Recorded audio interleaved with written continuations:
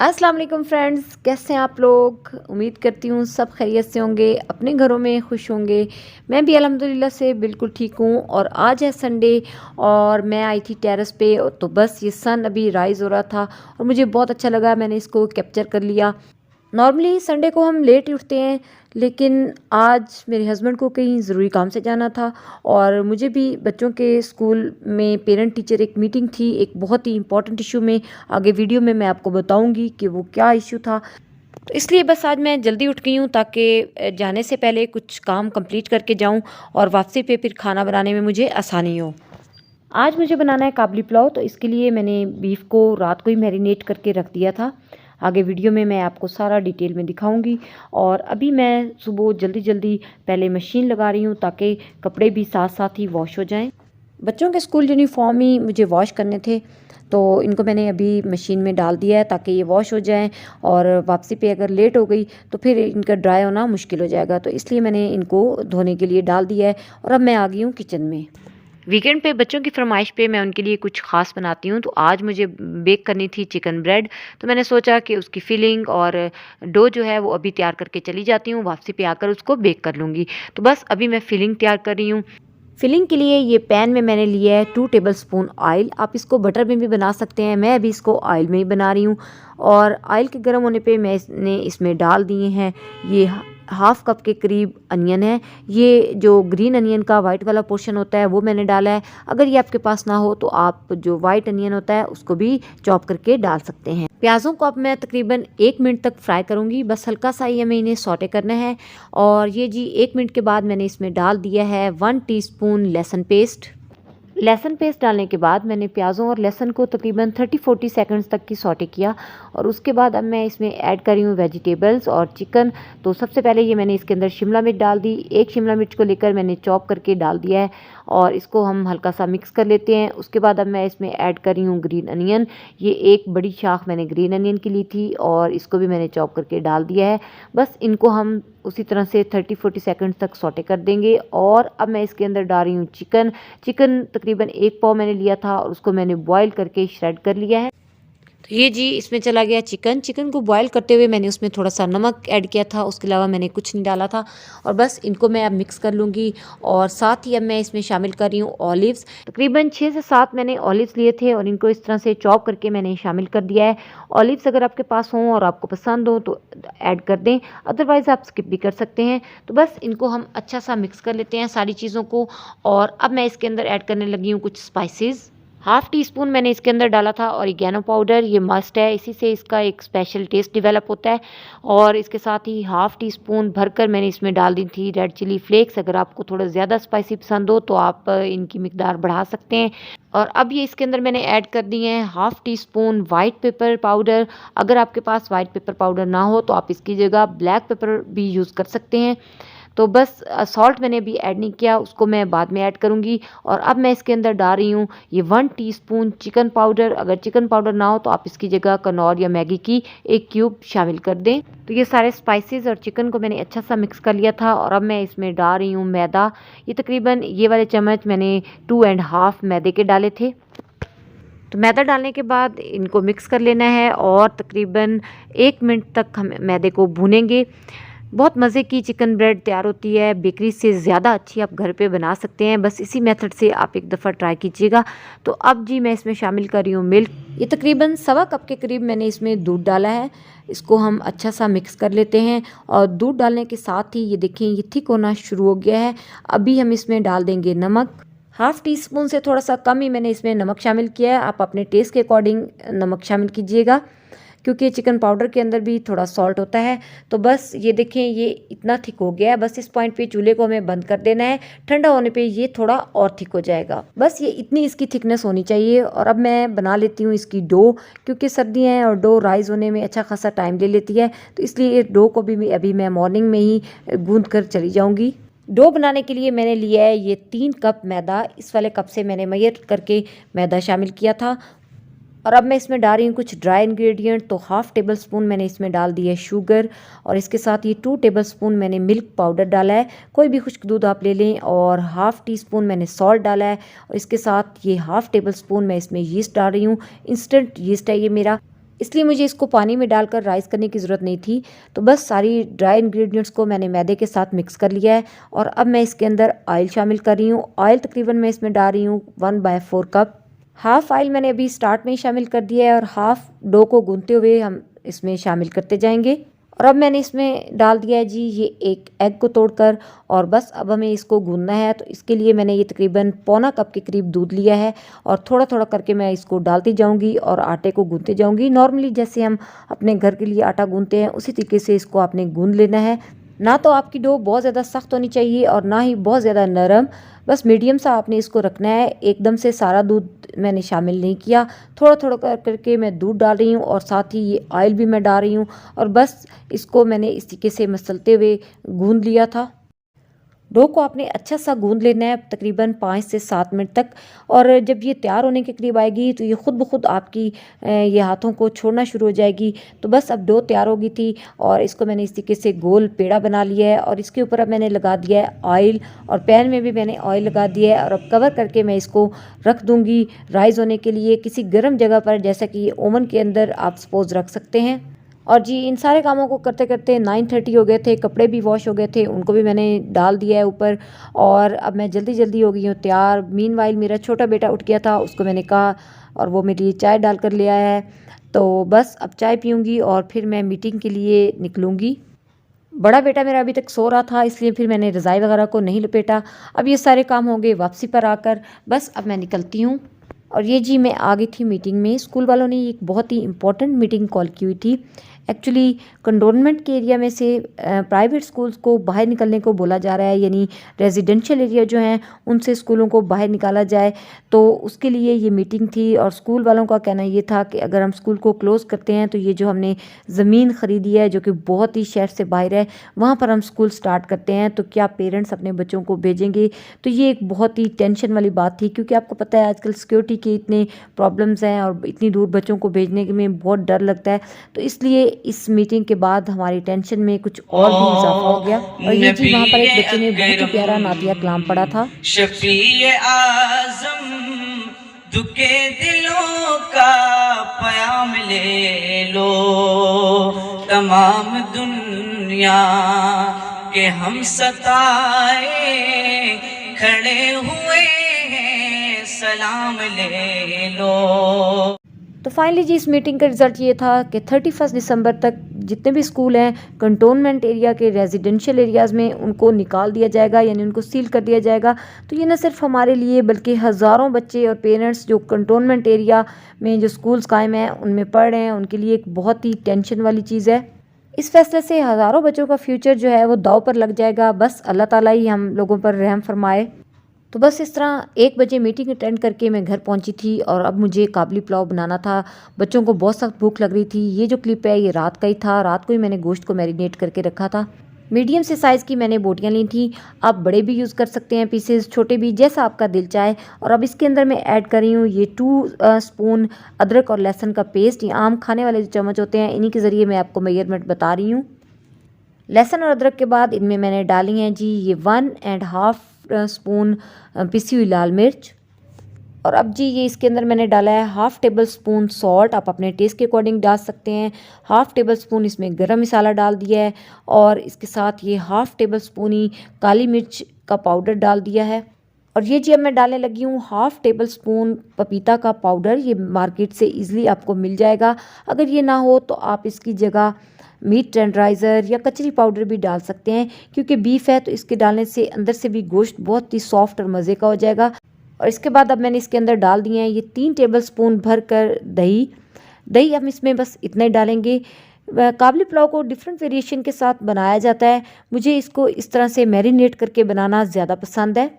बस ये थोड़े से स्पाइसेस हमने डालने थे और अब हम इसको अच्छा सा मिक्सअप कर लेंगे ताकि सारे मिसाले गोश्त के ऊपर अच्छे से लग जाएं। मैंने क्योंकि इसको रात को ही मैरिनेट कर दिया था तो ये बहुत अच्छा मैरिनेट हो गया था। मिनिमम आपने 2 आवर्स के लिए इसको ज़रूर मैरिनेट करना है। तो बस ये इस तरह गोश्त और मिसालों को अच्छा सा मिक्स करके फिर मैंने इसको फ्रिज में रख दिया था और अब मैं इसको पकाने लगी हूँ। तो इसके लिए मैं इसको डालूँगी कुकर में। तो कुकर में डालने के बाद इसके अंदर मैंने तकरीबन 2.5 लीटर पानी डाल दिया था, क्योंकि इसी से जो यखनी बनेगी उसी से हम काबली पुलाव बनाएंगे, तो इसलिए पानी की मिकदार हमें थोड़ी ज़्यादा ही रखनी है।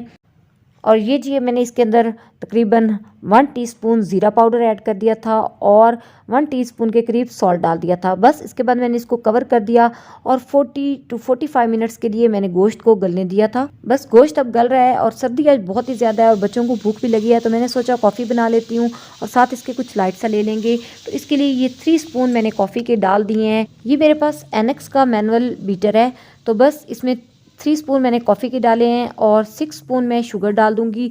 बस जितनी आप कॉफ़ी लें उससे डबल आप शुगर ले लें। अगर आप शुगर कम पसंद करते हैं तो कम भी ले सकते हैं। और अब मैं इसके अंदर डाल रही हूँ 3 स्पून ही हॉट वाटर के और बस अब मैं इसको बीट कर लूँगी। बड़े ईजिली इसमें कॉफ़ी बीट हो जाती है और बहुत मज़े की फ्लफ़ी कॉफ़ी तैयार होती है।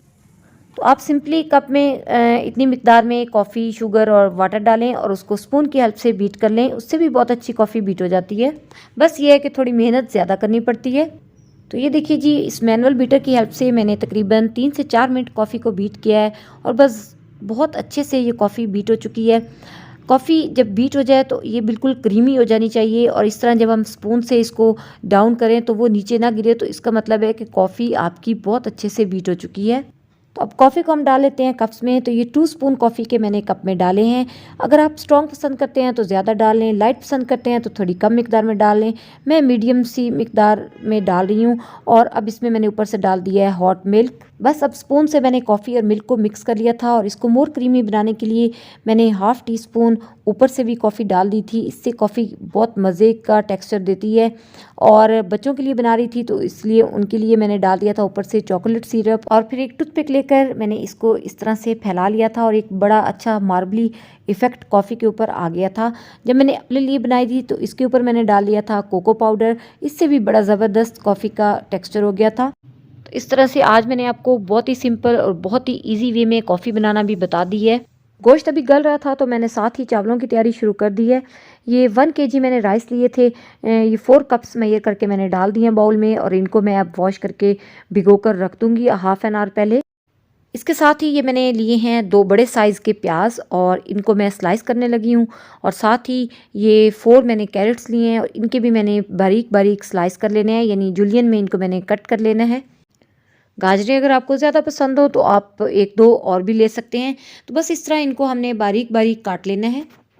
वहाँ हॉल में बहुत ज़्यादा ठंड थी, उसकी वजह से मेरे सर में बहुत दर्द शुरू हो गया था।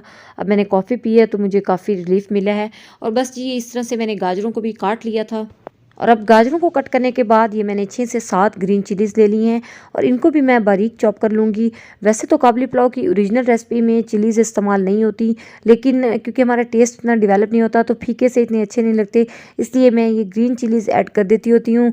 और इसके साथ ही ये मैंने टमाटर लिए हैं, ये भी 5 से 6 मीडियम साइज़ के टमाटर हैं, इनको भी मैं चॉप करने लगी हूँ। मैं टमाटरों को पील ऑफ करके डालती हूँ, आपकी मर्ज़ी है, आप जैसे डालना चाहें, बगैर पील किए भी आप डाल सकते हैं। तो ऑलमोस्ट सारी प्रिपरेशन कंप्लीट हो गई और इतनी देर में गोश्त भी गल चुका है। ये देखिए विसल के बाद मैंने इसको 40 मिनट्स तक गलने दिया था और बहुत ज़बरदस्त अब ये गल चुका है। ये आप देख सकते हैं कितना मज़े का सॉफ्ट हो गया है। तो बस अब इस सारे को मैं निकाल लूँगी और ये जो पानी है यानी यखनी है, इसको हम चावलों में इस्तेमाल करेंगे। अब फाइनली राइस को पकाने के लिए मैंने पतीले को रख दिया है और इसमें मैं ऐड करने लगी हूँ 1/4 कप के करीब ऑयल। ऑयल इनके अंदर हम कम ही यूज़ करेंगे क्योंकि ऑलरेडी बीफ में भी फैट्स वगैरह हैं, तो इसलिए ऑयल थोड़ा कम ही डालेंगे। आप इनको पकाने के लिए घी भी यूज़ कर सकते हैं।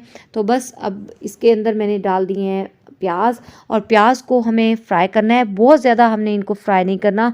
तो ये देखिए ये इतना लाइट ब्राउन कलर आना चाहिए प्याज़ों पर, तो इससे ज़्यादा आपने ब्राउन नहीं करना। जैसे पुलाव के लिए हम डार्क ब्राउन कर लेते हैं उस तरह के आपने ब्राउन नहीं करने। और अब मैंने इसके अंदर शामिल कर दिए हैं टमाटर। तो टमाटरों को बस हमें इसमें सॉफ्ट करना है और साथ ही मैंने डाल दिए हैं ग्रीन चिल्लीज़ और ये मैंने डाल दिया है नमक।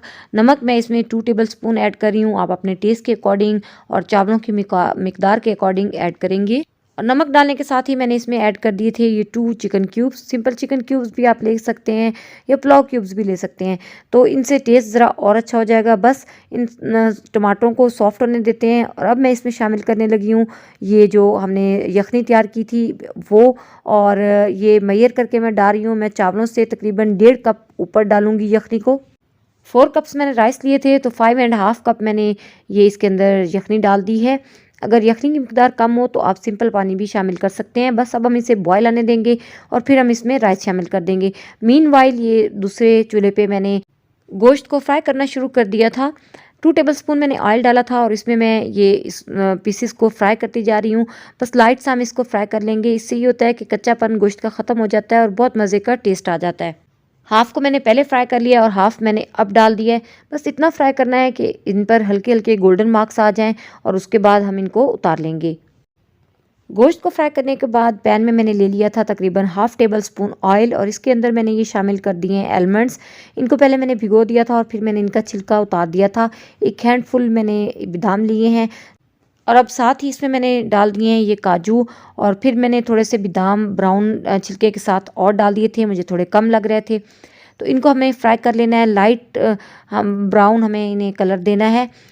लो हीट पे आप इन्हें फ्राई करेंगे ताकि ये जल ना जाए और मज़े के क्रिस्पी हो जाएं।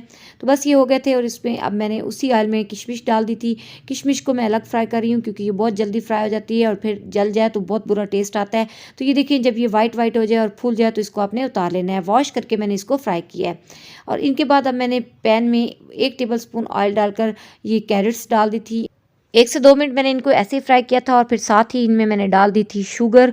ये 2 टेबलस्पून मैंने इसमें शुगर ऐड की थी और बस इसको अब हम इतनी देर पकाएंगे कि शुगर मेल्ट हो जाए। तो ये देखिए शुगर मेल्ट हो गई है और ये भी डन हो गई हैं और ये पानी भी हमारा बॉयल हो रहा है। अब इसके अंदर मैं शामिल करने लगी हूँ राइस। राइस में आपने पानी की क्वांटिटी ठीक डाली है ही नहीं, इसके लिए मैं आपको एक और टिप दे देती हूँ। इस तरीके से आप सेंटर में ये राइस डालें और जब ये हिप बने दरमियान में, यानी राइस हमेशा ऊपर होने चाहिए पानी से, तो इसका मतलब है कि आपके पानी की मिकदार जो है वो ठीक है।